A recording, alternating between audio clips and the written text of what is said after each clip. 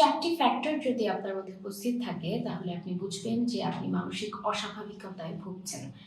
যেমন আপনার মধ্যে যদি dysfunctional কোনো আচরণ থাকে, যেমন আপনি ঠিকমতো ফাংশন করতে পারছেন না, ঠিকমতো ঘুমাতে পারছেন না, পার্সোনাল হাইজিন মেইনটেইন করতে পারছেন না, তাহলে আপনি বুঝতে পারবেন যে আপনি মানসিক অস্বাভাবিকতায় ভুগছেন।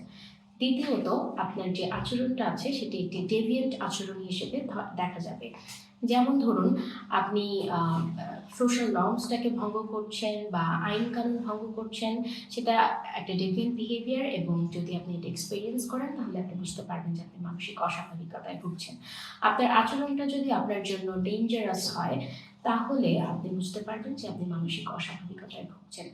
এছাড়াও যদি আপনার যেকোনো বিহেভিয়ার আপনার জন্য ডিস্ট্রেসফুল হয় বা যেকোনো কাজ করতে আপনি স্ট্রেস বোধ করেন, অনেক সহজ কাজ যেটি আপনি আগে করতে পারতেন কিন্তু এখন পারছেন না, আপনার অনেক বেশি চাপ অনুভব করেন আপনি এবং আপনি সেটাকে ইগনোর করতে চান, তাহলে বুঝতে হবে যে আপনি মানসিক অস্বাভাবিকতার মধ্য দিয়ে যাচ্ছেন।